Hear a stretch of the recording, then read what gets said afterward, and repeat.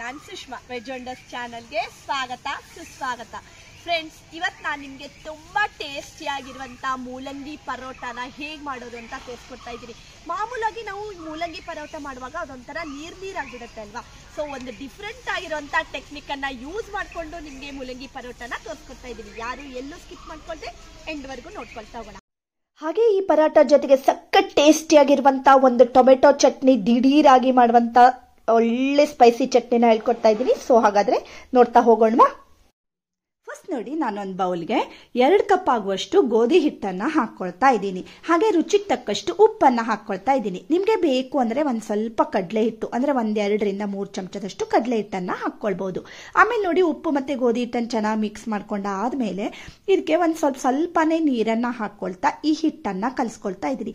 ಮಾಮೂಲಾಗಿ ನಾವು ಚಪಾತಿ ಹಿಟ್ಟನ್ನೆಲ್ಲ ಕಲಿಸ್ಕೊಳ್ತೀವಿ ಅಲ್ವಾ, ಅದೇ ಕನ್ಸಿಸ್ಟೆನ್ಸಿಗೆ ಈ ಹಿಟ್ಟನ್ನು ರೆಡಿ ಮಾಡ್ಕೊಳ್ಬೇಕು. ಬಟ್ ತುಂಬ ತಿಳುನೂ ಆಗಬಾರ್ದು, ತುಂಬ ಗಟ್ಟಿನೂ ಆಗಬಾರ್ದು. ಗಟ್ಟಿ ಆಗಿಬಿಟ್ರೆ ಚಪಾತಿ ಗಟ್ಟಿ ಆಗಿಬಿಡುತ್ತೆ ಆಮೇಲೆ ನಾವು ಪರೋಟ ಲಟ್ಸುವಾಗ. ಓಕೆನಾ? ಈ ರೀತಿ ನೋಡಿ ಚೆನ್ನಾಗಿ ಸಾಫ್ಟ್ ಆಗಿ ಲಟ್ಸ್ಕೊಂಡಾದ್ಮೇಲೆ ಇದ್ರ ಮೇಲ್ಗಡೆಯಿಂದ ಒಂದು ಸ್ವಲ್ಪ ಅಂದರೆ 1 ಚಮಚದಷ್ಟು ತುಪ್ಪನ ಹಾಕ್ಕೊಳ್ತಾ ಇದ್ದೀನಿ. ತುಪ್ಪ ಅಥವಾ ಎಣ್ಣೆ ಯಾವುದಾದ್ರೂ ಓಕೆ. ಆಮೇಲೆ ನೋಡಿ, ಸ್ವಲ್ಪ ಇದಕ್ಕೆ ಮೇಲ್ಗಡೆಯಿಂದ ಈ ರೀತಿ ಸವರ್ಕೊಂಡು ಒಂದ್ಸರಿ ಪುನಃ ನಾದ್ಕೊಂಡು ಇದನ್ನು ಮುಚ್ಚಿ ಒಂದು ಅರ್ಧ ಗಂಟೆ ಆದರೂ ಹಾಗೇನೆ ಇಟ್ಬಿಡಿ. ಅದೇನಾಗುತ್ತೆ, ಚೆನ್ನಾಗಿ ಸಾಫ್ಟ್ ಆಗಿ ನೆಂದ್ಕೊಳ್ಳುತ್ತೆ. ಹಾಗೆ ನೋಡಿ, ನಾನು ಇಲ್ಲೊಂದು 5 ಸ್ವಲ್ಪ ರೆಡ್ ಕಲರ್ ಆಗಿರುವಂಥ ಟೊಮೆಟೊನ ತಗೊಂಡಿದ್ದೀನಿ. ಫಸ್ಟಿಗೆ ನಾನು ಚಟ್ನಿ ಹೇಗೆ ಮಾಡೋದು ಅಂತ ತೋರಿಸ್ಕೊಡ್ತಾ ಇದ್ದೀನಿ. ಆ್ಯಕ್ಚುಲಿ ತುಂಬಾ ಟೇಸ್ಟಿ ಆಗುತ್ತೆ ಇದು. ಹಾಗೆ ಸ್ಟವ್ ಆನ್ ಮಾಡಿಬಿಟ್ಟು ಒಂದು ಪ್ಯಾನನ್ನು ಇಟ್ಕೊಂಡು ಅದಕ್ಕೆ 1-2 ರಿಂದ 3 ಚಮಚ ಆಗುವಷ್ಟು ಎಣ್ಣೆನ ಹಾಕ್ಕೊಂಡಿದ್ದೀನಿ. ನಾನು ಕೊಬ್ಬರಿ ಎಣ್ಣೆ ತೊಗೊಂಡಿದ್ದೀನಿ, ನೀವು ಯಾವುದನ್ನಾದರೂ ತೊಗೊಳ್ಬೋದು. ಆಮೇಲೆ ಈ ಕಟ್ ಮಾಡ್ಕೊಂಡಿರೋಂಥ ಟೊಮೆಟೊ ಏನಿದೆ ಅಲ್ವಾ, ಅದನ್ನೆಲ್ಲ ಈ ರೀತಿ ಈ ಪ್ಯಾನ್ಗೆ ಹಾಕ್ಕೊಳ್ತಾ ಇದ್ದೀನಿ. ಸ್ವಲ್ಪ ರೆಡ್ ಆಗಿರುವಂಥ ಟೊಮೆಟೊ ಆದರೆ ಕಲರ್ ತುಂಬ ಚೆನ್ನಾಗಿ ಬರುತ್ತೆ, ಟೇಸ್ಟು ತುಂಬ ಚೆನ್ನಾಗಿರುತ್ತೆ. ಓಕೆನಾ? ಆಮೇಲೆ ನೋಡಿ, ಇದನ್ನು ಒಂದು ಸ್ವಲ್ಪ ಈ ರೀತಿ ಆ ಎಣ್ಣೆಯಲ್ಲಿ ಫ್ರೈ ಮಾಡ್ಕೊಳ್ಬೇಕು. ಮತ್ತು ಒಂದು 8-10 ಬೆಳ್ಳುಳ್ಳಿನ ನಾನು ಹಾಕ್ಕೊಳ್ತಾ ಇದ್ದೀನಿ.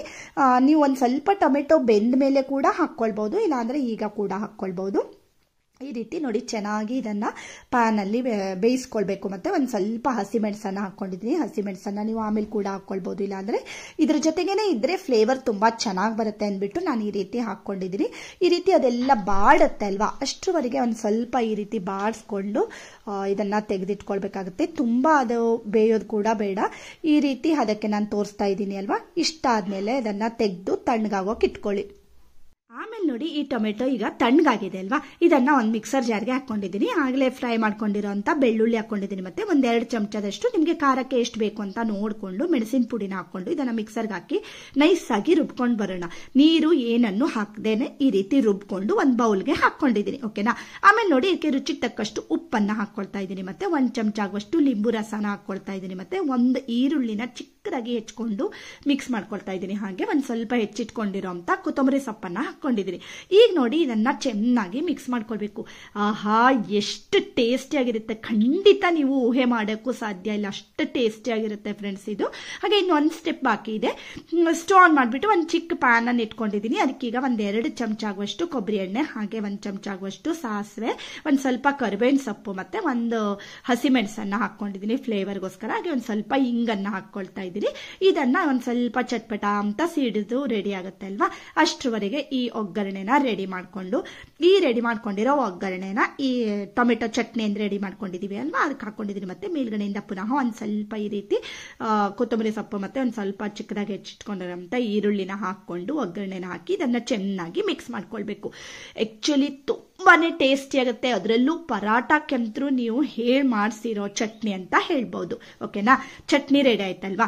ಹಾಗೆ ನೋಡಿ, ಈಗ ನಾನು ಇಲ್ಲಿ ಮೂಲಂಗಿನ ಒಂದು ತೊಗೊಂಡಿದ್ದೀನಿ. ಇದನ್ನು ಸೊಪ್ಪನ್ನು ತೆಗೆದಿಟ್ಕೊಳ್ತಾ ಇದ್ದೀನಿ. ಸೊಪ್ಪು ಮತ್ತು ಮೂಲಂಗಿ ಎಲ್ಲ ಹಾಕ್ಬಿಟ್ಟು ಚೆನ್ನಾಗಿ ಒಂದು ಪಲ್ಯ ಕೂಡ ಮಾಡ್ಬೋದು. ನಿಮ್ಗೆ ಯಾರಿಗಾದ್ರೂ ರೆಸಿಪಿ ಬೇಕು ಅಂದರೆ ಕಮೆಂಟ್ ಬಾಕ್ಸ್ನಲ್ಲಿ ಕಮೆಂಟ್ ಮಾಡಿ, ಖಂಡಿತ ನಾನು ಇದನ್ನು ತೋರಿಸ್ಕೊಡ್ತೀನಿ. ಓಕೆನಾ? ಹಾಗೆ ನೋಡಿ, ಸ್ವಲ್ಪ ಫ್ರೆಶ್ ಆಗಿರುವಂಥ ಮೂಲಂಗಿನ ತಗೊಳ್ಳಿ. ಈ ರೀತಿ ಸಿಪ್ಪೆಲ್ಲ ತೆಗೆದ್ಬಿಟ್ಟು 2 ಸೈಡು ತೆಕ್ಕೊಂಡು ಆಮೇಲೆ ಇದನ್ನು ಈ ರೀತಿ ತುರ್ಕೊಳ್ತಾ ಇದ್ದೀನಿ. ನೀವು ಹೆಚ್ಕೊಳ್ಳೋದ್ರಕ್ಕಿಂತ ಈ ರೀತಿ ತುರ್ಕೊಂಡ್ರೇನೆ ಚೆನ್ನಾಗಾಗುತ್ತೆ. ಇದಕ್ಕೆ ಈ ರೀತಿ ನೋಡಿ, ಎಲ್ಲ ನಿಮಗೆ ಎಷ್ಟು ಬೇಕು ಅಂತ ನೋಡಿಕೊಂಡು ತುರ್ಕೊಂಡಾದ್ಮೇಲೆ ಈಗ ನೋಡಿ, ನಾನು ಗಟ್ಟಿಯಾಗಿ ಹಿಂಡ್ಕೊಳ್ತಾ ಇದ್ದೀನಿ. ಈ ರೀತಿ ಹಿಂಡ್ಕೊಂಡು ಅದರಲ್ಲಿ ಏನ್ ನೀರಿನ ಅಂಶ ಇರುತ್ತೆ ಅಲ್ವಾ, ಆ ನೀರಿನ ಅಂಶ ಕಂಪ್ಲೀಟ್ ಆಗಿ ನಾವು ಇದನ್ನ ತೆಗೆದುಕೊಳ್ಬೇಕು. ಹೀಗೆ ಮಾಡ್ಕೊಳ್ಳೋದ್ರಿಂದ ಪರಾಟ ಮಾಡುವಾಗ ನಮಗೆ ಅದು ನೀರ್ ತರ ಆಗೋದಿಲ್ಲ. ಇನ್ನು ಕೆಲವಷ್ಟು ಸ್ಟೆಪ್ಸ್ಗಳನ್ನ ನಾನು ನಿಮ್ಗೆ ಹೇಳ್ತಾ ಹೋಗ್ತೀನಿ. ನೋಡಿ ಎಷ್ಟೊಂದು ನೀರಿದೆ ಅಲ್ವಾ ಈ ಮೂಲಂಗಿಯಲ್ಲಿ. ಈ ರೀತಿ ನೋಡಿ ಅದು ಫುಲ್ ಡ್ರೈ ಆಗಿ ಉದುರಾಗಿ ಆಗತ್ತೆ ಅಲ್ವಾ, ಅಷ್ಟರವರೆಗೆ ನೀವು ಅದನ್ನ ಗಟ್ಟಿ ಹಿಂಡ್ಕೊಂಡು ರೆಡಿ ಮಾಡ್ಕೊಳ್ಬೇಕು. ಈ ನೀರನ್ನು ಕೂಡ ವೇಸ್ಟ್ ಮಾಡಬೇಡಿ, ಅದು ನಮ್ಮ ಹೆಲ್ತ್ಗೆ ತುಂಬಾನೇ ಒಳ್ಳೆಯದು. ಮೂಲಂಗಿ ಜ್ಯೂಸ್ ಕೂಡ ಮಾಡ್ಕೊಂಡು ಕುಡಿಬಹುದು. ನಿಮ್ಗೆ ಯಾರಿಗಾದ್ರೂ ರೆಸಿಪಿ ಬೇಕು ಅಂದ್ರೆ ಕಮೆಂಟ್ ಬಾಕ್ಸ್ ನಲ್ಲಿ ಕಮೆಂಟ್ ಮಾಡಿ. ಹಾಗೆ ನೋಡಿ ಶುಂಠಿ ಬೆಳ್ಳುಳ್ಳಿ ಪೇಸ್ಟ್ ಅನ್ನ ಹಾಕೊಂಡಿದ್ದೀನಿ, ಮತ್ತೆ ಒಂದ್ ಸ್ವಲ್ಪ ಅಜ್ವೈನ್ ಅನ್ನ ಒಂದ್ ಸ್ವಲ್ಪ ಕ್ರಶ್ ಮಾಡಿ ಹಾಕೊಳ್ತಾ ಇದ್ದೀನಿ, ಮತ್ತೆ ಒಂದೆರಡು ಹಸಿಮೆಣಸು ಚಿಕ್ಕದಾಗಿ ಹೆಚ್ಕೊಂಡು ಹಾಕೊಂಡಿದ್ದೀನಿ. ಹಾಗೆ ಧನಿಯಾ ಪುಡಿ ಹಾಕೊಂಡಿದ್ದೀನಿ ಒಂದ್ ಚಮಚ ಚಾಟ್ ಮಸಾಲ ಪೌಡರ್ ಅನ್ನ ಹಾಕೊಳ್ತಾ ಇದ್ದೀನಿ, ಅರ್ಧ ಚಮಚ ಬ್ಲಾಕ್ ಸಾಲ್ಟ್ ಅನ್ನ ಹಾಕೊಂಡಿದ್ದೀನಿ, ಮತ್ತೆ 1.5 ಚಮಚದಷ್ಟು ಕೆಂಪು ಮೆಣಸಿನ ಪುಡಿ, ಮತ್ತೆ ರುಚಿಗೆ ತಕ್ಕಷ್ಟು ಉಪ್ಪು, ಒಂದ್ ಸ್ವಲ್ಪ ಕೊತ್ತಂಬರಿ ಸೊಪ್ಪನ್ನ ಹೆಚ್ಕೊಂಡು ಹಾಕೊಂಡಿದ್ದೀನಿ. ಈಗ ನೋಡಿ ಇದೆಲ್ಲ ಮಸಾಲ ಹಾಕೊಂಡಾಗಿದೆ ಅಲ್ವಾ, ಇದನ್ನ ಒಂದ್ಸರಿ ಚೆನ್ನಾಗಿ ಮಿಕ್ಸ್ ಮಾಡ್ಕೊಳ್ಬೇಕು. ಆಲ್ರೆಡಿ ಹಿಟ್ಟನ್ನು ಕೂಡ ನಾವು ಕಲಸಿ ರೆಡಿ ಮಾಡಿ ಇಟ್ಕೊಂಡಿದೀವಿ ಅಲ್ವಾ, ಇಷ್ಟು ನೀವು ಉದುರಾಗಿ ರೆಡಿ ಮಾಡ್ಕೊಳ್ಬೇಕು. ಹಾಗೆ ನೋಡಿ ಒಂದ್ ಸ್ವಲ್ಪ ನಾನು ಒಣ ಹಿಟ್ಟನ್ನ ಗೋಧಿ ಹಿಟ್ಟನ್ನ ಹಾಕೊಂಡಿದ್ದೀನಿ. ಮತ್ತೆ ಈ ರೀತಿ ತಟ್ಟೆ ತರ ನಾವು ಮಾಡ್ಕೊಂಡು ಏನ್ ಫಿಲ್ ಮಾಡ್ಕೊಂಡು ಹೋಳಿಗೆ ಎಲ್ಲ ಮಾಡ್ತೀವಿ ಅಲ್ವಾ, ಈ ರೀತಿ ಕೂಡ ನೀವು ಇದನ್ನ ಫಿಲ್ ಮಾಡ್ಕೊಂಡು ಲಟ್ಸ್ಕೊಳ್ಬಹುದು. ಬಟ್ ಏನಂದ್ರೆ ನೀವು ತುಂಬಾ ದೊಡ್ಡದಾಗಿ ಪರೋಟಾನ ಮಾಡ್ಕೊಳ್ಬಾರ್ದು, ಸ್ವಲ್ಪ ಚಿಕ್ಕದಾಗಿರುವಂತ ಪರೋಟಾನ ಮಾಡ್ಕೊಂಡ್ರೆ ಈ ರೀತಿ ಫಿಲ್ಲಿಂಗ್ ಮಾಡಿ ಮಾಡ್ಕೊಳ್ಬಹುದು. ಓಕೆನಾ?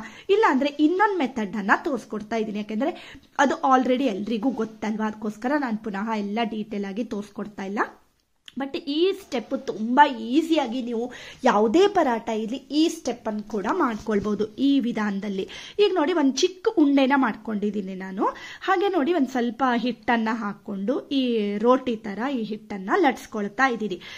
ಮತ್ತೆ ನೋಡಿ ಎಷ್ಟು ಸಾಫ್ಟ್ ಆಗಿರುತ್ತೆ ಹಿಟ್ಟು, ತುಂಬಾ ಗಟ್ಟಿನೂ ಇರಬಾರ್ದು, ತುಂಬಾ ತಿಳುನೂ ಇರಬಾರ್ದು. ಪರಾಟಕ್ಕೆ ಯಾವಾಗಲೂ ಇದೇ ನಾನು ಇವತ್ತೇನು ತೋರಿಸ್ದೆ ಅಲ್ವಾ, ಅದೇ ರೀತಿ ಕಲ್ಸ್ಕೊಳ್ಬೇಕು. ಈಗ ನೋಡಿ ಇಷ್ಟೇ ಚಿಕ್ಕದು, ಒಂದ್ ಅಂಗೈಗೆ ಆಗುವಷ್ಟು ದೊಡ್ಡದಾಗಿ 2 ಉಂಡೆನ ನಾನೀಗ ಲಟ್ಸ್ಕೊಳ್ತಾ ಇದ್ದೀನಿ. ಆಲ್ರೆಡಿ ನಾನು ಸಾಕಷ್ಟು ರೀತಿ ಪರಾಟಗಳು, ಬೇರೆ ರೋಟಿಗಳು 24 ಗಂಟೆಗಳ ಕಾಲ ಇಟ್ರು ಸಾಫ್ಟ್ ಆಗೇ ಇರುವಂತ ಚಪಾತಿಗಳನ್ನ ಎಲ್ಲ ತೋರಿಸ್ಕೊಟ್ಟಿದ್ದೀನಿ. ಫ್ರೆಂಡ್ಸ್, ನೀವೇನಾದ್ರೂ ಫಸ್ಟ್ ಟೈಮ್ ನನ್ನ ಚಾನಲ್ನ ನೋಡ್ತಾ ಇದ್ದೀರಿ ಅಂತ ಆದ್ರೆ ದಯವಿಟ್ಟು ಸಬ್ಸ್ಕ್ರೈಬ್ ಮಾಡ್ಕೊಳ್ಳಿ. ಒಳ್ಳೊಳ್ಳೆ ವಿಡಿಯೋಸ್ಗಳು, ವ್ಲಾಗ್ಸ್ಗಳು, ರೆಸಿಪಿಗಳನ್ನೆಲ್ಲ ನೀವು ನನ್ನ ಚಾನಲ್ನಲ್ಲಿ ನೋಡ್ಕೊಳ್ಬಹುದು. ಓಕೆನಾ? ಹಾಗೆ ನೋಡಿ ಈಗ ನಾವು ರೆಡಿ ಮಾಡಿ ಇಟ್ಕೊಂಡಿರೋಂಥ ಮಿಶ್ರಣ ಏನಿದೆ ಅಲ್ವಾ, ಈ ರೋಟಿ ಮೇಲೆ ಹಾಕೊಂಡು ಈ ರೀತಿ ಒಂದ್ ಸ್ವಲ್ಪ ತಟ್ಕೊಂಡ್ಬಿಡಿ. ಓಕೆನಾ? ಹಾಗೆ ನೋಡಿ ಈಗ ನೆಕ್ಸ್ಟ್ ಈ ರೀತಿ ಚೆನ್ನಾಗಿ ಎಲ್ಲ ಮೂಲೆಲ್ಲೂ ಎಲ್ಲ ಈ ರೀತಿ ಮಾಡ್ಕೊಳ್ಳಿ, ತಟ್ಕೊಳ್ಳಿ. ಮತ್ತೆ ಮೇಲ್ಗಡೆಯಿಂದ ಒಂದ್ ಸ್ವಲ್ಪ ಕೊತ್ತಂಬರಿ ಸೊಪ್ಪನ್ನ ಹಾಕೊಳ್ತಾ ಇದ್ದೀನಿ. ಟೇಸ್ಟ್ ಚೆನ್ನಾಗಿರುತ್ತೆ ಅಲ್ವಾ ಮೇಲ್ಗಡೆಯಿಂದ ಒಂದ್ ಸ್ವಲ್ಪ ಕೊತ್ತಂಬರಿ ಸೊಪ್ಪನ್ನ ಹಾಕೊಳ್ಳೋದ್ರಿಂದ. ಹಾಗೆ ನೋಡಿ ಇನ್ನೊಂದು ರೋಟಿಯನ್ನು ನಾವು ಲಟ್ಸ್ಕೊಂಡಿದೀವಿ, ಅದನ್ನ ಇದ್ರ ಮೇಲ್ಗಡೆ ಈ ರೀತಿ ಪ್ಲೇಸ್ ಮಾಡ್ಕೊಳ್ಬೇಕು. ಆಕ್ಚುಲಿ ತುಂಬಾ ಜನರಿಗೆ ಪರಾಟ ಮಾಡೋದು ತುಂಬಾ ಕಷ್ಟ ಆಗುತ್ತೆ, ಯಾಕೆಂದ್ರೆ ಲಟ್ಸ್ಬೇಕು ಅದು ನಿಧಾನಕ್ಕೆ ಅಲ್ವಾ. ಸೊ ಈ ಸ್ಟೆಪ್ ತುಂಬಾನೇ ಈಸಿಯಾಗಿ ಈ ಮೆಥಡ್ ಅಲ್ಲಿ ನೀವು ಮಾಡ್ಕೊಳ್ಬಹುದು. ಈ ರೀತಿ ನೋಡಿ ಅಂಚಲೆಲ್ಲ ಒಂದ್ಸಾರಿ ಹೀಗೆ ತಟ್ಕೊಂಡ್ಬಿಟ್ರೆ ಮೇಲ್ಗಡೆಯಿಂದ ಪುನಃ ಒಂದ್ಸಾರಿ ಈ ರೀತಿ ನೋಡಿ ಅದನ್ನ ಏನ್ ಮಾಡ್ಬೇಕಂತ ತೋರಿಸ್ತೀನಿ. ಒಂದ್ ಸ್ವಲ್ಪ ಹಿಟ್ಟು ಹಾಕೊಂಡು ಇದನ್ನ ಈ ರೀತಿ ಪ್ಲೇಸ್ ಮಾಡಿಕೊಂಡು ಒಂದ್ಸಾರಿ ಈ ರೀತಿ ಲಟ್ಸ್ಕೊಂಡ್ಬಿಡಿ. ಎಷ್ಟು ಈಸಿ ಮೆಥಡ್ ಅಲ್ವಾ ಇದು ಫ್ರೆಂಡ್ಸ್. ಖಂಡಿತ ನೀವು ಎಷ್ಟು ಪರಾಟ ಬೇಕಂದ್ರೂ ಈ ರೀತಿ ಮಾಡ್ಕೊಳ್ಬಹುದು. ಹಾಗೆ ನೋಡಿ ನಾನು ಆಗ್ಲೇ ಕಾವಲಿ ಕೂಡ ಕಾಯೋದಕ್ಕೆ ಇಟ್ಕೊಂಡಿದ್ದೆ. ಹಾಗೆ ಅದ್ರ ಮೇಲ್ಗಡೆ ಒಂದ್ ಸ್ವಲ್ಪ ತುಪ್ಪ ಅಥವಾ ಎಣ್ಣೆ ಯಾವ್ದಾದ್ರು ಓಕೆ, ಅದನ್ನ ಒಂದ್ ಸ್ವಲ್ಪ ಹಚ್ಕೊಂಡ್ರೆ ಚೆನ್ನಾಗಿರುತ್ತೆ. ಆಮೇಲೆ ನೋಡಿ ಕಾದಿರೋಂಥ ಕಾವಲಿ ಮೇಲೆ ಈಗ ಲಟ್ಸ್ಕೊಂಡಿರೋ ಅಂತ ಪರಾಟನ ಹಾಕೊಳ್ತಾ ಇದ್ದೀನಿ. 1-2 ನಿಮಿಷ ಈ ರೀತಿ ಬೇಯಿಸ್ಕೊಳ್ಳಿ, ಕೈಯಿಂದ ಒಂದ್ ಸ್ವಲ್ಪ ಪ್ರೆಸ್ ಮಾಡ್ಕೊಳ್ತಾ. ಆಮೇಲೆ ನೋಡಿ ನಾನು ಇದನ್ನ ಮಗ್ಚ್ಕೊಳ್ತಾ ಇದ್ದೀನಿ. ಮೇಲ್ಗಡೆಯಿಂದ ತುಪ್ಪ ಹಾಕೊಳ್ತಾ ಇದ್ದೀನಿ. ನೀವು ತುಪ್ಪನಾದ್ರೂ ಹಾಕೊಳ್ಬಹುದು, ಬೆಣ್ಣೆ ಅಥವಾ ಎಣ್ಣೆ ಯಾವ್ದಾದ್ರೂ ಸರಿ ಫ್ರೆಂಡ್ಸ್. ಓಕೆನಾ? ಆದ್ರೆ ತುಪ್ಪ ತಿನ್ನೋದು ತುಂಬಾ ಒಳ್ಳೇದಲ್ವಾ. ಈಗಿನ ಕಾಲದಲ್ಲಂತೂ ಎಲ್ಲರಿಗೂ ಕಾಲು ನೋವು ಎಲ್ಲ ಇರುತ್ತೆ. ಸೊ ನಮ್ಗೆ ಈ ರೀತಿ ತುಪ್ಪ ತಿಂದ್ರೆ ಒಳ್ಳೇದು ಅಂತ ನನ್ನ ಅನಿಸಿಕೆ. ಈ ರೀತಿ ನೋಡಿ ಚೆನ್ನಾಗಿ 2 ಸೈಡಲ್ಲೂ ಬೇಯಿಸ್ಕೊಳ್ಬೇಕು. ಆಕ್ಚುಲಿ ಇದನ್ನ ನೀವು ಮಕ್ಕಳು ಸ್ನಾಕ್ಸ್ ಡಬ್ಬಿಗೆ ಎಲ್ಲ ಇದನ್ನ ಮಧ್ಯದಲ್ಲಿ ಕಟ್ ಮಾಡಿಬಿಟ್ಟು ಎಲ್ಲ ಕಳಿಸ್ಬೋದು. ಮೂಲಂಗಿ ಆಕ್ಚುಲಿ ಅದು ಸ್ವಲ್ಪ ಸ್ಮೆಲ್ ಇರುತ್ತೆ ಅಂತ ಜಾಸ್ತಿ ಜನ ತಿನ್ನೋದಿಲ್ಲ. ಮತ್ತೆ ನೀವೀಗ ನೋಡ್ತಾ ಇರ್ಬೋದು ಫ್ರೆಂಡ್ಸ್, ಫುಲ್ ಉಬ್ಕೊಂಡು ಬರುತ್ತೆ. ಇದು ಫುಲ್ ಲೇಯರ್ ಆಗಿ ಬಂದಿರುತ್ತೆ.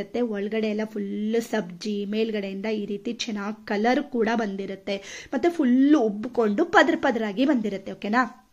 ಈಗ ನೋಡಿ ಇದು ಆಗಿದೆ ಈ ಪರಾಟ, ನಾನು ತೆಗೆದಿಟ್ಕೊಳ್ತಾ ಇದ್ದೀನಿ. ಹಾಗೆ ಇದ್ರ ಒಳಗಡೆ ಹೇಗೆ ಬಂದಿದೆ ಅಂತ ಕೂಡ ನಿಮಗೆ ತೋರಿಸ್ಕೊಡ್ತೀನಿ. ನೀವು ಇದ್ರ ಮಕ್ಕಳ ಡಬ್ಬಿಗೆ, ಸ್ನ್ಯಾಕ್ಸ್ ಡಬ್ಬಿಗೆ, ಲಂಚ್ ಬಾಕ್ಸ್ಗೆ ಎಲ್ಲ ಕಳಿಸ್ಬೋದು. ಆ್ಯಕ್ಚುಲಿ ಮಕ್ಕಳು ಸ್ಮೆಲ್ ಇರುತ್ತೆ ಅಂದ್ಬಿಟ್ಟು ಮೂಲಂಗಿ ತಿನ್ನೋದಿಲ್ಲ, ಬಟ್ ಮೂಲಂಗಿಯಲ್ಲಿ ತುಂಬಾ ವಿಟಾಮಿನ್ಸ್ಗಳಿರ್ತವೆ ಅಲ್ವಾ.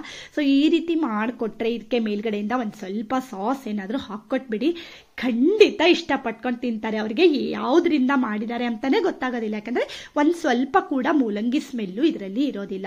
ಬಟ್ ಟೇಸ್ಟ್ ತುಂಬಾ ಚೆನ್ನಾಗಾಗುತ್ತೆ. ಖಂಡಿತ ನೀವು ಒಂದ್ಸರಿ ಈ ಮೂಲಿ ಪರೋಟಾನ ಟ್ರೈ ಮಾಡಿ, ಹೇಗೆ ಬಂತು ಅಂತ ಕಮೆಂಟ್ ಬಾಕ್ಸ್ನಲ್ಲಿ ಕಮೆಂಟ್ ಮಾಡಿ. ಹಾಗೆ ಇವತ್ತಿನ ಈ ಚಟ್ನಿ ಮತ್ತೆ ಮೂಲಂಗಿ ಪರೋಟ ಇಷ್ಟ ಆದರೆ ಲೈಕ್ ಮಾಡಿ, ಶೇರ್ ಮಾಡಿ ಮತ್ತೆ ಸಬ್ಸ್ಕ್ರೈಬ್ ಮಾಡಿ. ಇನ್ನೊಂದು ಒಳ್ಳೆ ವಿಡಿಯೋ ಜೊತೆ ಬರ್ತೀನಿ. ಎಲ್ಲಿವರೆಗೂ take care. Thank you for watching.